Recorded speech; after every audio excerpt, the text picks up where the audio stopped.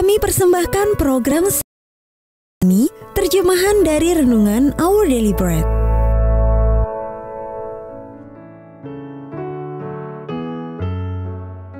Sahabat ODB, pembacaan Alkitab hari ini terambil dari Markus pasal yang ke-9 ayat yang ke-33 sampai dengan ayat yang ke-37.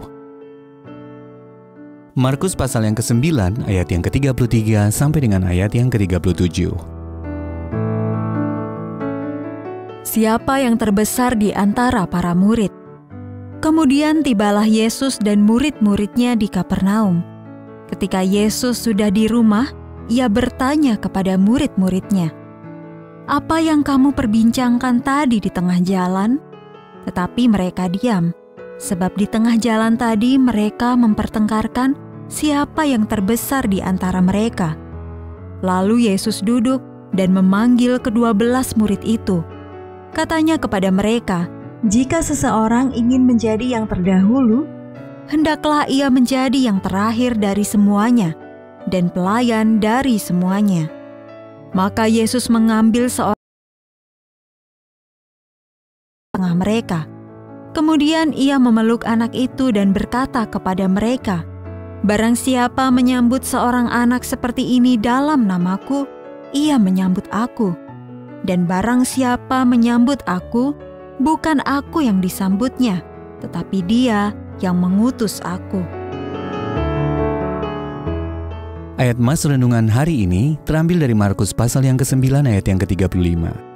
Jika seseorang ingin menjadi yang terdahulu, hendaklah ia menjadi yang terakhir dari semuanya dan pelayan dari semuanya. Judul renungan kali ini, Yang Terbesar, ditulis oleh Sheridan Fauzi. Cuthbert adalah tokoh iman yang sangat dicintai di Inggris bagian utara.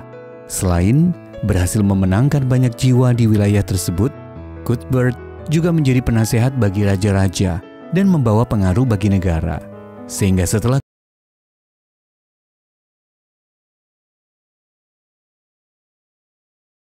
besaran Cuthbert.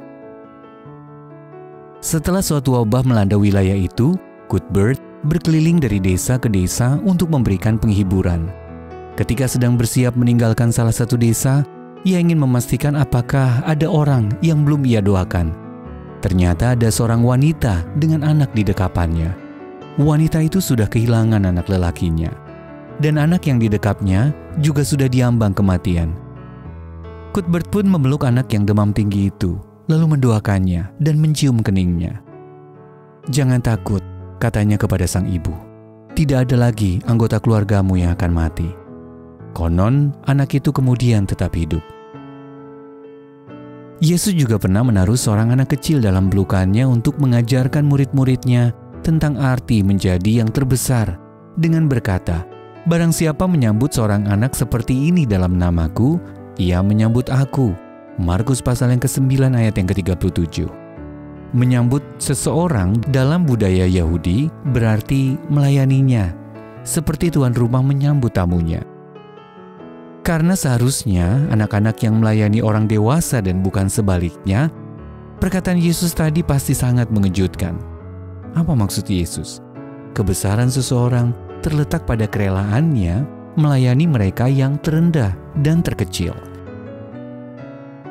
Penasehat raja, tokoh berpengaruh dalam sejarah, kota dibangun untuk menghormatinya. Meski demikian, bisa jadi inilah yang dicatat oleh Allah sebagai warisan hidup Cuthbert. Pemerhati seorang ibu yang membutuhkan, penghibur seorang anak yang sakit. Kehidupan yang rela melayani seperti yang juga dilakukan oleh Tuhannya. Sahabat ODB, ketika Anda berpikir tentang seorang tokoh besar bersejarah, gambaran apa yang terpikirkan?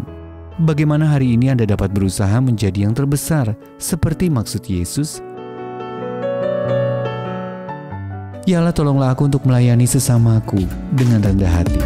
Our Daily Bread Ministries, wartakan firman pada dunia. Apakah Anda berminat mendapatkan buku renungan ini dalam bahasa Indonesia, Inggris, atau Mandarin, atau Anda rindu mendukung pelayanan ini, hubungi Our Daily Bread Ministries di 021 2902 8950, WhatsApp 0878 7878 9978, email indonesia@odb.org. Tuhan Yesus memberkati. Let God's word spread to the nation.